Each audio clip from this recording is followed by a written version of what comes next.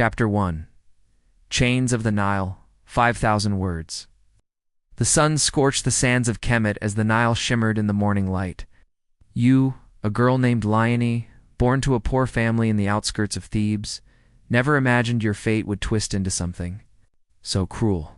Taken in a tribute tax at the age of 12, you were carted off with others boys, at the elderly to serve the divine pharaoh.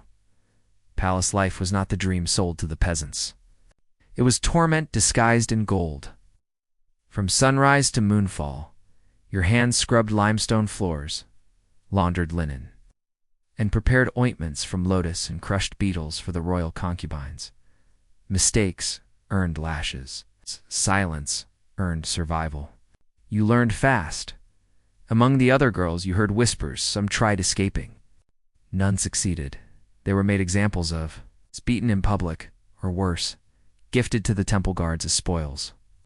Every task you performed was under the leering eyes of eunuchs and ministers, but you endured at night, as the crocodiles stirred in the sacred waters of the palace moat. You stared at the stars and whispered the names of the gods, begging for freedom or death, whichever came first. Chapter 2. The whip and the perfume, 5,000 words. Time passed. You blossomed, and with beauty came danger. One day the pharaoh's high priest noticed your figure as you bowed in service. He spoke to the overseer. That night, you were bathed in oils and adorned in golden bracelets. You were no longer just a servant. You had become a flower girl, a euphemism for concubine training.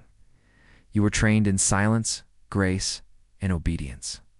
Older women taught you how to apply kohl, how to walk without a sound, how to speak to a god-king without offending his breath. You learned that your worth was in your silence and your skin. The palace had no shortage of beauty, but the pharaoh was mercurial. One wrong look from a rival concubine and you found yourself punished, stripped, whipped, and sent to the meat storehouses to clean blood from stone. The line between royalty and the dirt was thin drawn only by the pharaoh's gaze. One day you were summoned, a feast. The pharaoh drunk on beer and wine, laughing. As dancers performed, he chose you. You were brought to him trembling. But instead of lust, he looked into your eyes and said, "You have the eyes of a jackal. Clever, dangerous." And then he laughed. You were spared that night, but only just. Your life became even more fragile. Chapter 3. Fire beneath the sand. 5,000 words. You became clever. It's not cruel, not conniving, but cautious. You whispered secrets when ears were absent. You learned who bribed who, what servant hated, which scribe. You collected knowledge like others collected gold. One day a new scribe entered the palace. His name was Common. He was kind. Too kind. He noticed you limping after a beating and left herbs near your quarters. You risked speaking to him.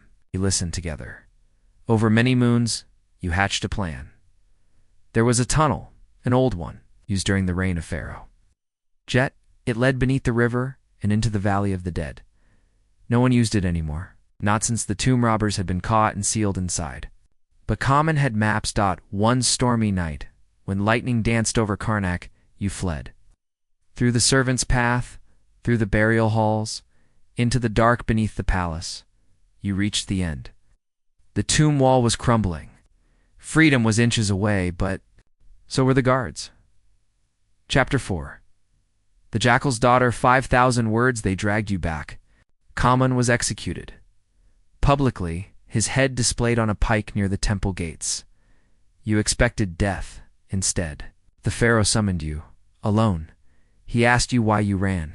You told him, because even jackals know the cage of gold is still a cage. Smiled. Not in amusement, but in something else. Recognition. You speak like a queen, and so you were elevated. Not out of mercy, not from favor, but because the pharaoh needed a spy. You became an instrument. You delivered secrets, poisoned enemies. You climbed higher, becoming a woman of whisper and shadow, but you never forgot Common, nor the bruises, nor the dead girls. Years later, when the pharaoh fell ill, you were the one to prepare his final wine. The poison was gentle, kind, it let him sleep. You became regent for his youngest heir, from chains to crown, from pain to power. You were Lione, the jackal's daughter. You'd never bowed again.